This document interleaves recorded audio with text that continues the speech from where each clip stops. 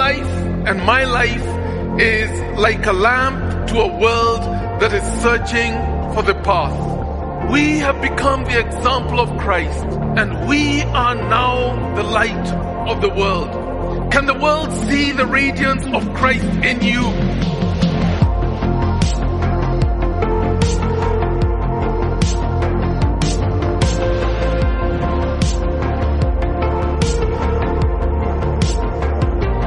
Evangelism does not happen by accident. Discipleship does not happen by accident. If we're going to fulfill our God-given mission as a church, we need to be intentional and reach out and share and introduce people to Jesus Christ.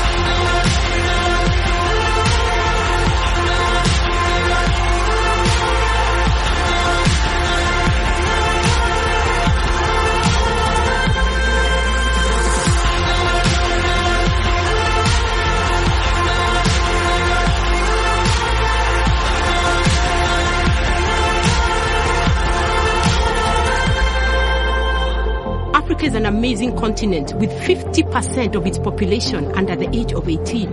If we impact the children, we would have impacted the future of the church and the future of our world. Each one of us has something to bring to the table. Are you willing to release your resources? Surrendering your material goods or your gifts and talents or your time or your heart?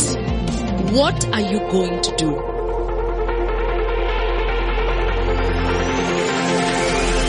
If we're going to plant the 300 churches, if we're going to reach out to 1 million people through evangelism, if we're going to disciple 100,000 in this nation, and if we are going to have an impact with the poor, with the needy, with children, with all the others who are part of our communities around us, it's not going to happen unless you have committed yourself to the purposes of God and you have been faithful to live by those purposes.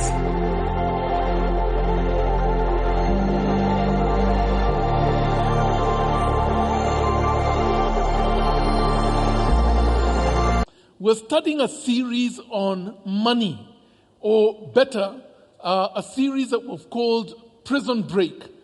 And the reason we've called this series of sermons, 8 sermons, Prison Break, is because many of us feel as though we are imprisoned by debt and by need and by our financial state and the bills that never seem to end, and we're crying to the Lord, please help me, Lord.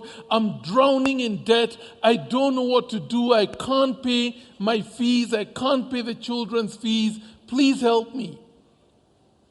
But we've said that when we stand before God at the end of life, for many of us here, we may ask God the question, Lord, why didn't you help me when I prayed so desperately? And God will tell you, but I did. I answered your prayer. Every month I gave you a salary, but you did not use it wisely. And your need was not for more money. Your need was for better stewardship.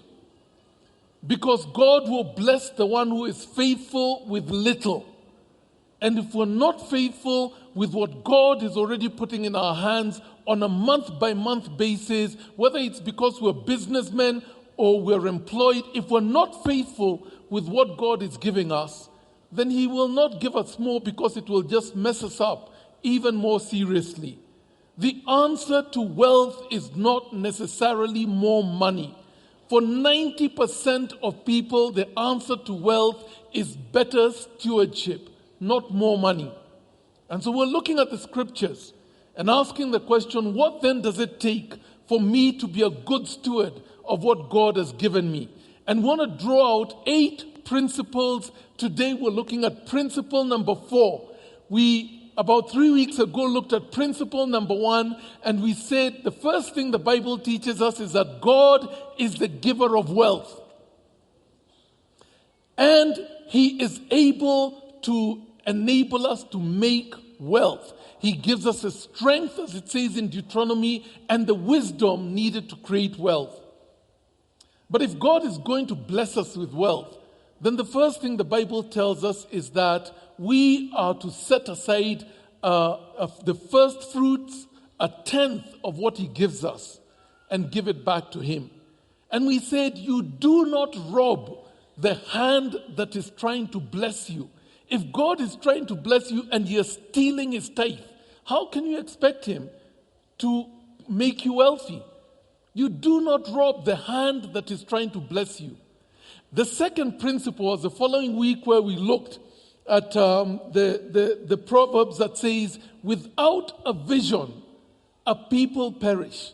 If you do not have a vision and a goal for where you're going with your finances, then you will never get there. If you're not aiming at anything, you will never hit it. You need to sit down and define clearly what your vision is. And we talked about how to do that and how to set aside 4 or 5 things that are clear. I shared my own testimony that one of my primary visions was, Lord, give us our own home. We want to own our home. And God has done that already. And I shared with you the other 4 things that we have prayed over the years that God would do, and he is doing them. Without a vision, a people perish. Last week we were looking at the third principle that we said is what the Bible says, that you cannot put up a building and you haven't sat down and planned it out and thought it out. And if you try and you cannot finish, then everybody will laugh at you and say you started to build and you could not finish. You make financial commitments based on a plan. You think through, you project, you make budgets, and then you make the commitments. And if you don't have a budget, you are squarely on the road to poverty, because you will not accomplish that which you set out to do. I said it another way, because we looked at this, that if you're living on more than 60% of your income, and I defined income as what lands in your account at the end of the month, your take-home salary.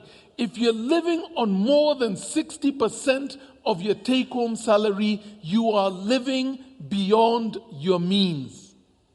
And you will end up in poverty. Now, I want to begin looking at principle number 4 by taking a step back into principle number 3. And I want to give you 7 good indicators if you're living beyond your means. I hope you went home, you looked at your salary again, you did the maths, and you could clearly see what percentage of your salary you consume and whether it's below 60%. But let me give you 7 indicators that you're living beyond your means. Number 1, you never have any money left over at the end of the month. And so you're constantly asking for an advance from your salary or trying to borrow from others. That's an indicator that you're living beyond your means. Number 2, your bills are spiraling out of control. And you're borrowing from the kiosk. You have to take things on loan. Your school fees were paid late. You owe your doctor, and you collect all the coins in your house to try and make them worth something. You've hardly paid one bill, and the next one is knocking at your door, and you're feeling harassed, and you're living beyond your means. Number 3, you carry a balance on your credit card. You see, the banks love it, and we'll talk about credit cards next time. The banks love it when you don't pay your full credit card bill. They tell you you have 100,000 your bill and you are allowed to pay only 10%. And they pray and they hope that you will only pay 10% because they will make an income on interest on the other 90%. They don't want you to pay. And they make it as easy as possible for you to pay just 10% so that they can make money off you. And if you're not paying your balance and you're carrying a balance on your credit card, you are living beyond your means. Number 4, you have no emergency funds. If you lost your job today, you would not survive the 6 months or 12 months that it takes in this country to get another job. And that's a clear indicator that you are living beyond your means. Number 5, ladies, But this applies to men too. You hide what you buy. So that beautiful pair of shoes that you bought, you leave it in the boot of the car and you wait until your husband is out, and then you take it into the house and you put it somewhere at the back, and finally when you wear those shoes and your husband asks you, are they new? You say, no, I've had these for 3 months. You're living beyond your means. You know you feel guilty about it and you're trying to hide it because you're living beyond your means. Now the guys do the same. It's only that their toys are bigger and shinier. Okay, number 6, you borrow loans from friends and from family and from workmates regularly. Every month, please tide me over. I just need to borrow this amount. And you borrow, then when you're paid, you pay back. But the next month, you're back again to borrow some more. You're living beyond your means. And number 7, your total debt burden. That is your mortgage, your car loan, your advance on your salary, your credit card bills. Your total debt burden exceeds 30% of your take-home salary. That's an indicator that you're living beyond your means. You can't afford the lifestyle you're living, and you are headed towards poverty. I want to show this to you in a diagrammatic form, okay? And this is going to lead us then to the principle I want to teach you today. I'll put a graph up on the screen, and it's a graph of your income. Okay, that's your income, steady through the month. If you're a businessman, it goes up and down, but this is an average. And then I want to show you what the expenditure of most people looks like. You remember the statistic of the research done that indicated that Kenyans on average spend 105% more than they earn. But those in the urban center are living at about 120% of what they earn.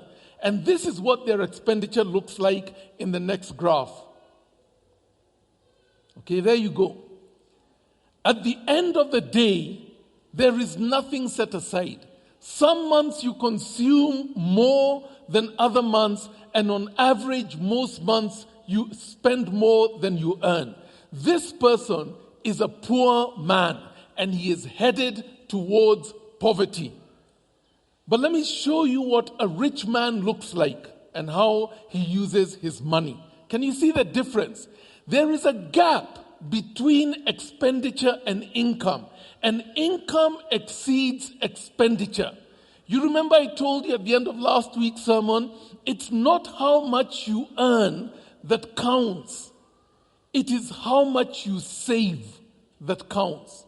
And that gap between income and expenditure is what you would call your wealth capacity gap. The bigger it is, the more you create wealth. But the smaller it is, the less you create wealth. There are people who are paid 700,000, 1 million shillings, 1.5 million shillings in this country, but they are poor because they consume it all and nothing remains over at the end of the month. There are people who are paid 40,000, but they are good at minimizing their expenditure, and little by little they are creating wealth, and they will end up wealthy at the end of life as compared with those who are paid a lot. It's not how much you earn that counts. It's how much you save or put aside. And then there's a third graph. When an increase comes, the wise man, when he is paid more with the top line now, the new income, puts aside the difference and is able to create wealth quicker. He does not allow lifestyle creep to take over and consume what he has been paid as a bigger salary. He puts it aside and creates wealth even faster. But the foolish man, watch what happens to the foolish man. His expenditure goes up. And what he does is now, because he's paid more, he moves into a more posh house. He buys a new car. He starts dressing in brand clothes. He starts wearing cologne, and he buys a flat screen TV and moves his kids to a more posh school. That fool is on the road to poverty, and he will end up poor. Now, you don't like your pastor using the word fool, especially if this is you. But let me tell you guys, okay? Proverbs 21 and verse 20. This is how it reads in the New International Version. The fool spends his money as fast as he gets it. And that's that second person. It calls him the fool. Some versions say the stupid spend their money as fast as they get it. So it's not me calling you a fool, it's a Bible calling you a fool. Okay? In fact, one version puts it this way. The fool gulps his money down, like eating it in big gulps and swallowing his money. That's what the fool does. But the wise man is like an ant. He sets it aside in the season of plenty, so that in the season of want, he has enough to care for his own. You've got the idea now, okay? Now I want us to turn to the Bible and we learn principle number 4. Turn with me to Exodus chapter 3, verse 1 through to verse 11. It's a story of Moses before the burning bush. One day, Moses was tending the flock of his father-in-law Jethro, the priest of Midian. He led the flock far into the wilderness and came to Sinai, the mountain of God. There the angel of the Lord appeared to him in a blazing fire from the middle of the bush. Moses stared in amazement. Though the bush was engulfed in flames, it did not burn up. This is amazing, Moses said to himself. Why isn't the bush burning up? I must go and see it. When the Lord saw Moses coming to take a closer look, God called him from the middle of the bush. Moses, Moses. Here I am, Moses replied. Do not come any closer, the Lord warned. Take off your sandals, for you are standing on holy ground. I am the God of your father, the God of Abraham, the God of Isaac, and the God of Jacob. When Moses heard this, he covered his face because he was afraid to look at God. Then the Lord told him, I have certainly seen the oppression of my people in Egypt. I have heard their cries of distress because of the harsh slave drivers. Yes, I am aware of their suffering, so I have come down to rescue them from the power of the Egyptians and lead them out of Egypt into their own fertile and spacious land. It is a land flowing with milk and honey, the land of the Canaanites, the Hittites, the Amorites, the Perizzites, the Hivites, and the Jebusites. Look, the cry of the people of Israel has reached me, and I have seen how harshly the Egyptians abuse them. Now go, for I am sending you to Pharaoh. You must lead the people of Egypt, of Israel out of Egypt. But Moses protested to God, who am I that I am to appear before Pharaoh? Who am I to lead the people of Israel out of Egypt? And the rest of the chapter is Moses trying to get out of his commission. I can't go. I don't speak well. I'm not the right person. Send somebody else. And he's giving excuse after excuse after excuse to God as to why he should not go. But then in chapter 4, God begins to do something that turns him around. Chapter 4, verse 1 through 4. But Moses protested again. What if they won't believe me or listen to me? What am I to say? The Lord never appeared to you? Then the Lord answered him, what is that in your hands? A shepherd's staff, Moses replied. Throw it on the ground. The Lord told him, so Moses threw down the staff and it turned into a snake.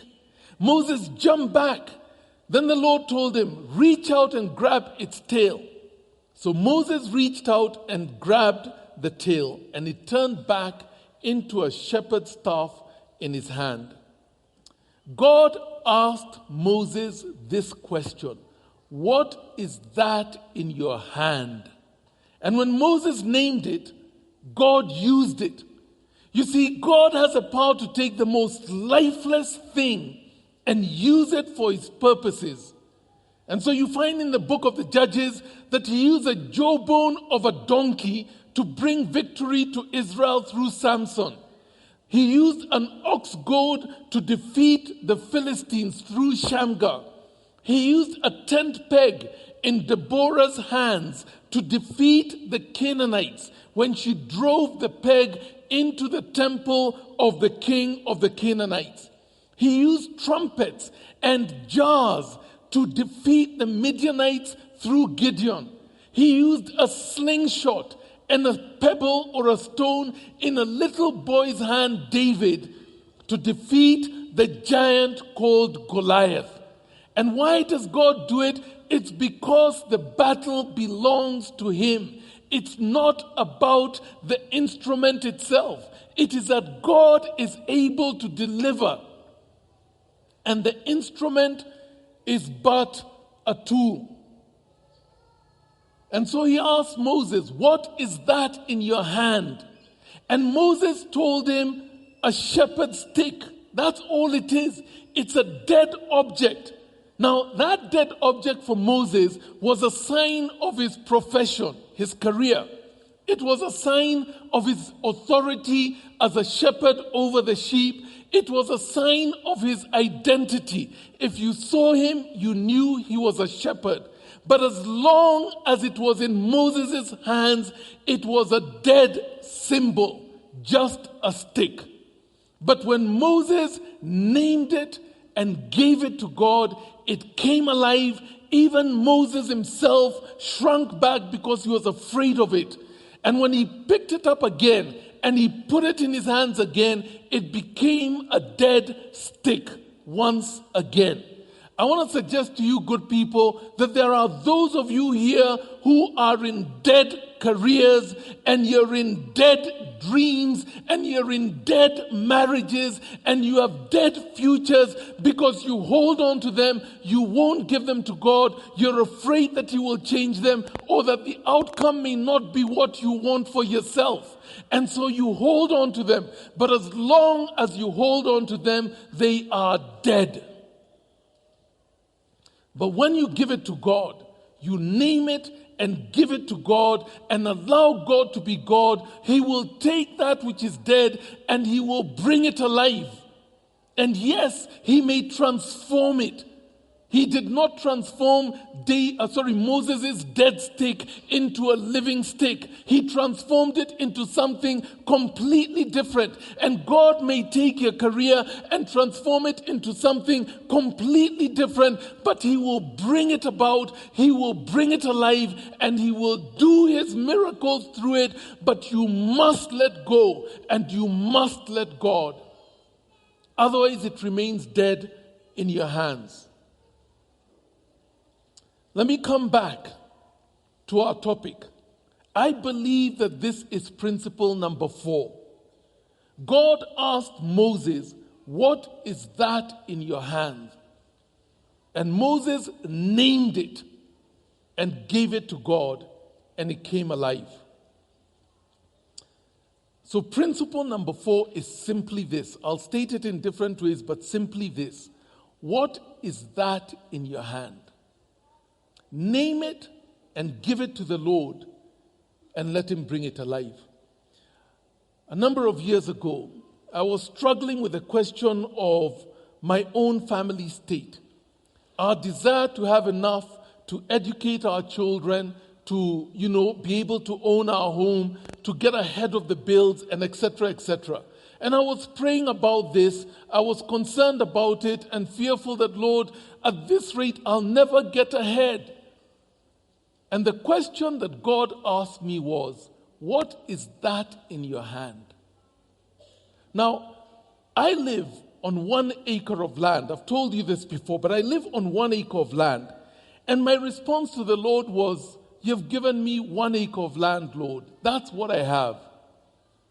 But the Lord began to open my eyes for me to see that He's given me a lot more.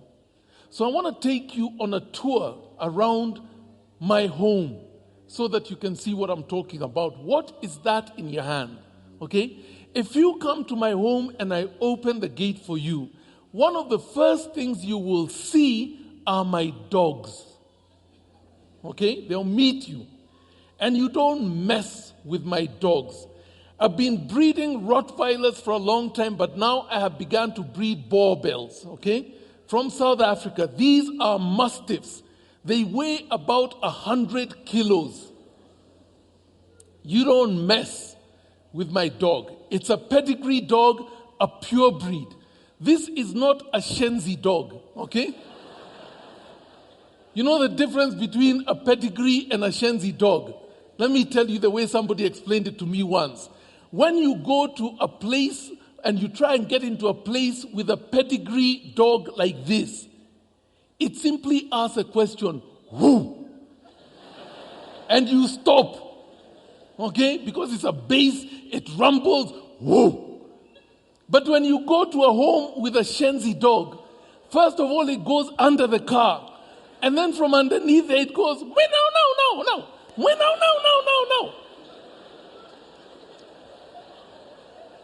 For those of you who don't understand the language, it's asking you, who are you with? And who? And it's a shrill voice and it's barking from under the car. But with my dog, you don't mess with it. And it is the first thing that you will see. And I realize God has put that in my hands. What do I mean? I mean this. To buy a puppy, 8 weeks old, of a pedigree dog like this, whether it's a Rottweiler or it is a Boerbell, costs you about 100,000 shillings. Just a puppy, 8 weeks, okay? And let me tell you, the value of the dog is not the puppy itself. It is the pedigree, the papers that it comes with. Because the papers tell you who the parents are, the grandparents, the great-grandparents, up to 5 or 6 generations. And that's what shows that it is a pure breed. You go and register it at the Kennel Club, and they will examine that. And if it is correct, then yours is a pedigree dog, 100,000 shillings, okay? I buy my puppies at 100,000 shillings. But here's what you do, guys, okay? You buy 1 male and 2 females, 300,000, okay? And then you breed the male with the females, okay? Each dog, female comes into heat twice a year. But you only breed once if you want to get good, strong puppies. If you overbreed, they become weaker and weaker. But once a year, you get good, strong puppies. When the female gives birth, it gives you up to 10 or 12 puppies, okay? Somewhere between 8 and 12, okay? And you feed those dogs, those puppies. And they're not, Shenzi. They don't eat leftovers. You can always tell somebody in a supermarket who is keeping pure breed dogs because their trolley is full of Weetabix and, chicken and mincemeat and, eggs and milk. They eat better than you. I had one guy who told me how he was breeding, Rottweilers, and he kept wondering why his puppies are so small and thin. And finally, he tracked it down. The guy who was looking after them for him could not imagine that this dog is eating meat and milk and Weetabix, so he would take those things and give it Shenzi food. And the puppies were weak and small. You don't do that to a pedigree. You look after them, you take them to the vet, they get 4 different jabs, and at 8 weeks, you sell them off. 8 weeks. There is a bonding window for dogs that is between week 8 and week 12. If you ever buy a puppy, make sure that it is in that window because it will bond with whoever is its master. If they grow beyond that window, then the value of the dog goes down because they don't bond as well as a puppy. And so you sell it off at 8 weeks.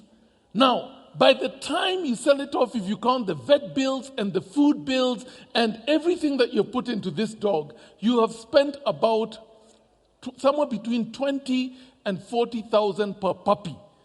If you have 2 dogs, you get 20 puppies in a year. You sell them at 100,000. You're making a clean profit of 50,000 per puppy. 50 times 20 is a chameleon. And when I realized this, I realized all I had ever asked my dogs to do for me was free board and room and then to protect me at night. But every year that goes by, these dogs could give me $1 million. And I became a breeder. And I actually breed. By the way, guys, my bitch is on heat right now. In about 3 months, I'll have puppies. Talk to me.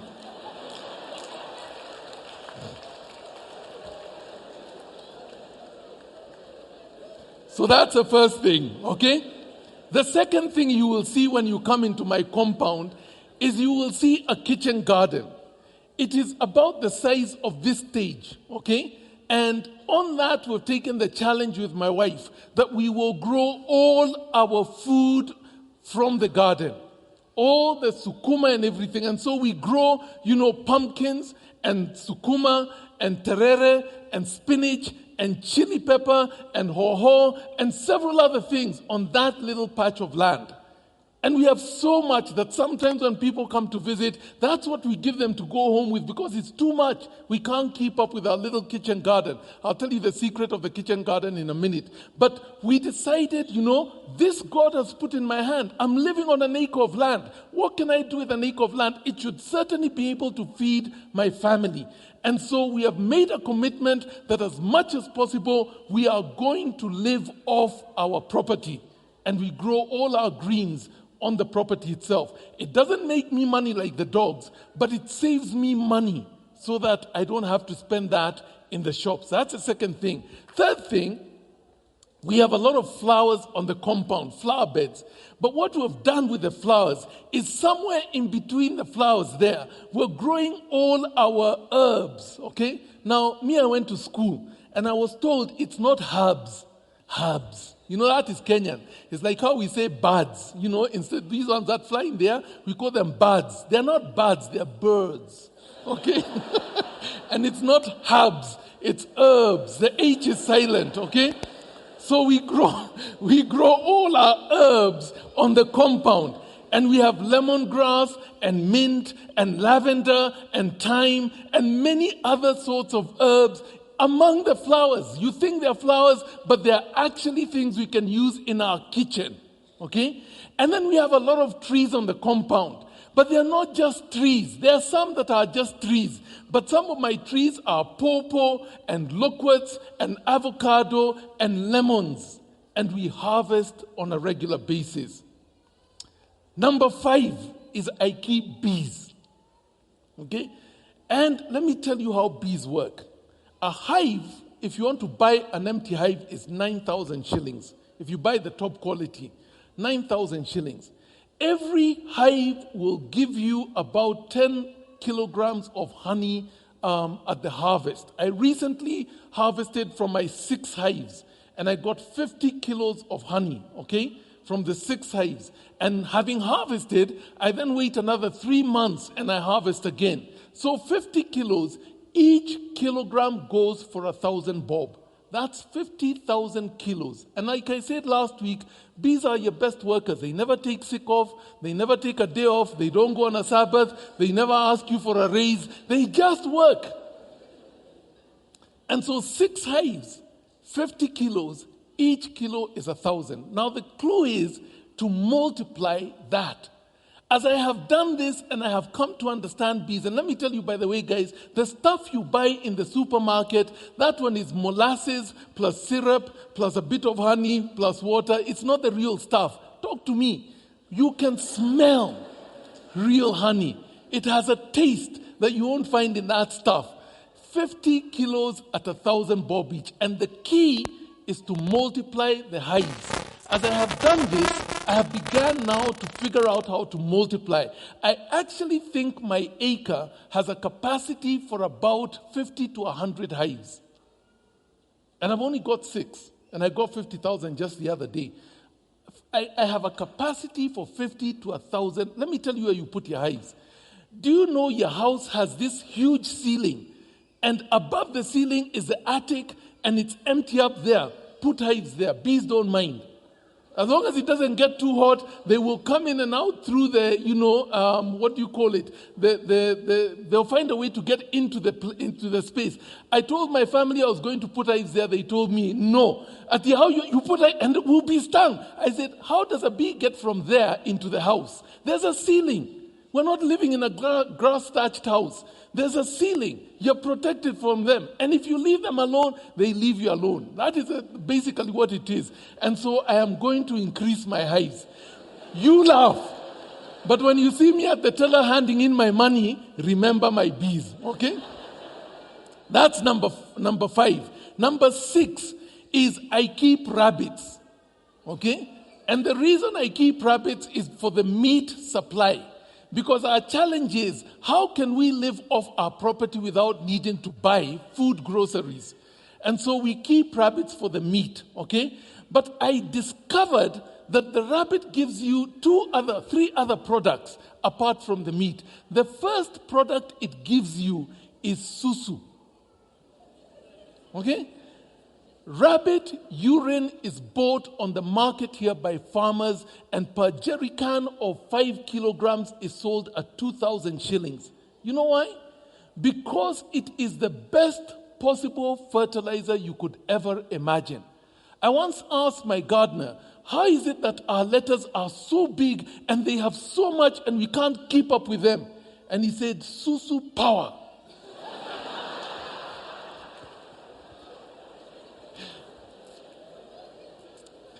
And it's not just that. If you take rabbit urine and dilute it, it is a perfect insecticide. And so you have solved 2 problems in one, fertilizer and insecticide. And rabbits give you one other product that is also useful. I'll come to it in a minute. Number 7 is I harvest all the water that falls on my compound. God sends you the wealth of rain every year, twice a year here in Kenya. For most of us, it's a bother. Because of the mud and the wetness, we don't like it, and we let it run off and disappear. I actually told, my neighbor was building, and I told him, can you direct all your runoff water into my compound? I'm happy to have it. And he didn't know what to do with it. And so he put his outlets all into my drive and into my compound, because I have dug a pit in the compound that goes down about 8 feet, and it is filled with water. I never lack water because I harvest my water.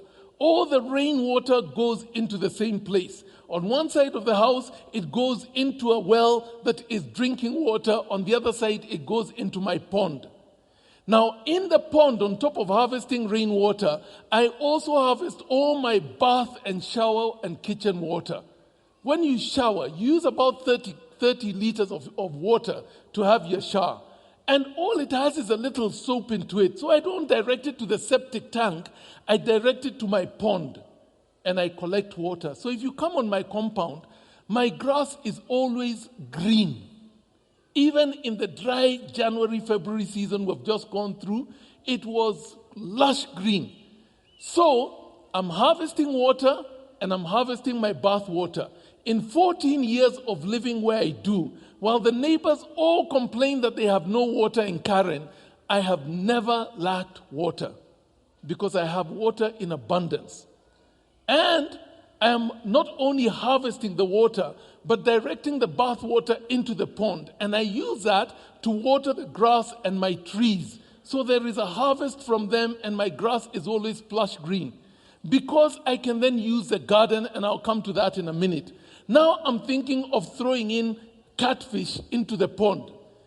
And catfish, the perfect food for catfish is rabbit pellets droppings. They love the droppings of rabbits. So now I have a closed system where everything is helping everything make wealth for me. Okay?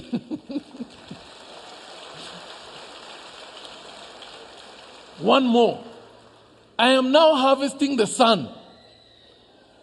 because I have put in water heaters, solar heaters, so that I can cut down my electric bill and I can get hot water all the time. And by the way, let me say this, because there was a notice in the papers just a month ago that every house with more than 2 bedrooms, I believe it is, in this country is now required to have a solar heater. And the article in the papers was that the government is going to send officers round to check, and they will penalize you if you don't have. Because God has given us abundant sun here in this part of Africa. We don't need to use electricity and waste money. You can harvest the sun. What is that in your hands? And I all of a sudden realized that God has blessed me abundantly. And it goes beyond that. My beautiful garden is sometimes hired as a wedding photography garden. And I get a little something. And, let me tell you other things you can do. I have a car. Have you ever thought of giving your car work? Many of you take your car to the office and you park it. And it's making money for the city council. Why don't you Uber that car? Or if you can't Uber it because it's a mkebe and it's too old, then you make it into a taxi. Or if it's third generation and even a taxi, people won't get into it, then you make it school transport for your neighbors. But it's sitting there in your office and it's not making money for you, it's making money for the city council.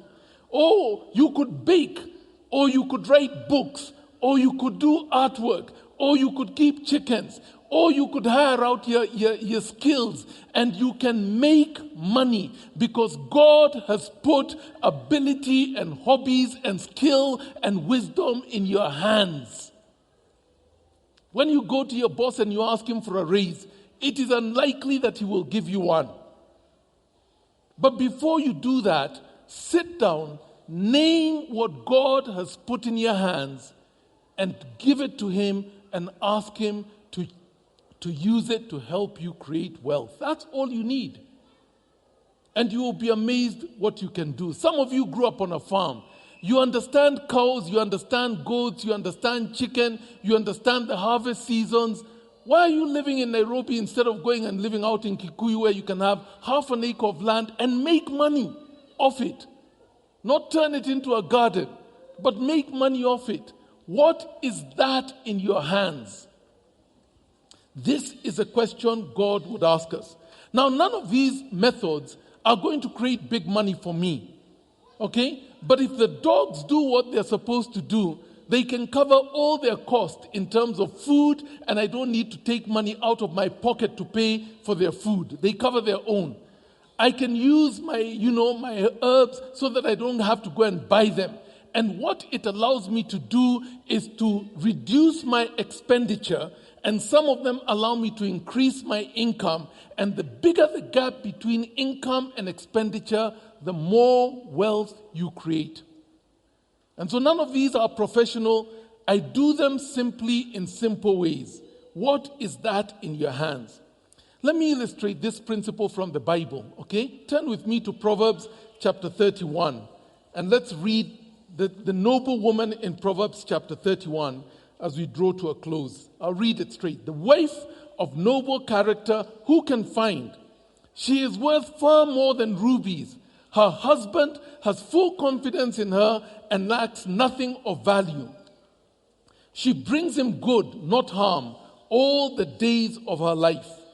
She selects wool and flax and works with eager hands. So number one is she has a cottage industry. She's making things from her home. Verse 14, she is like the merchant ships bringing her food from afar.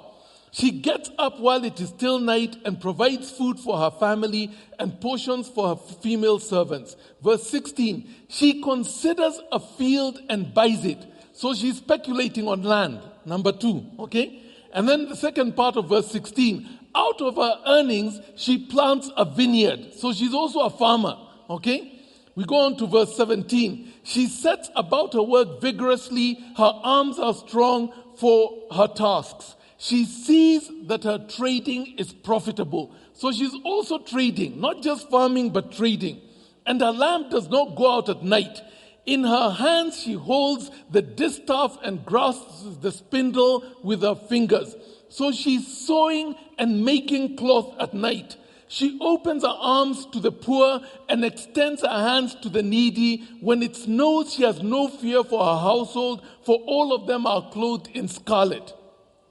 She has reduced her expenditure by making her own clothes in the home instead of going to buy them.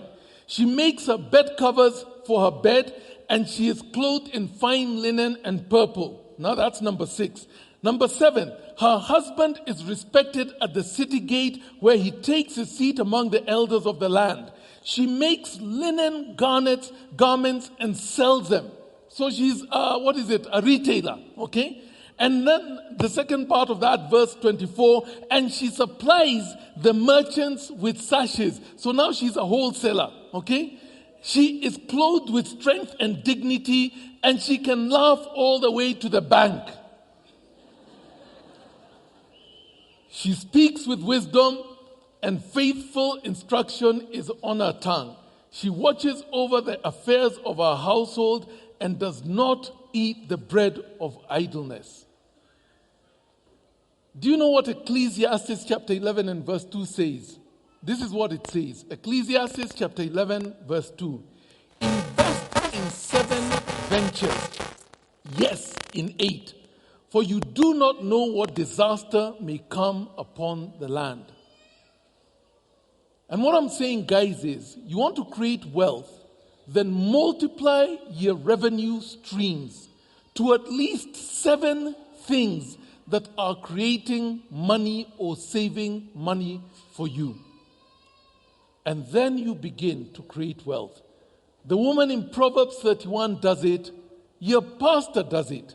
And guys, I am wealthy.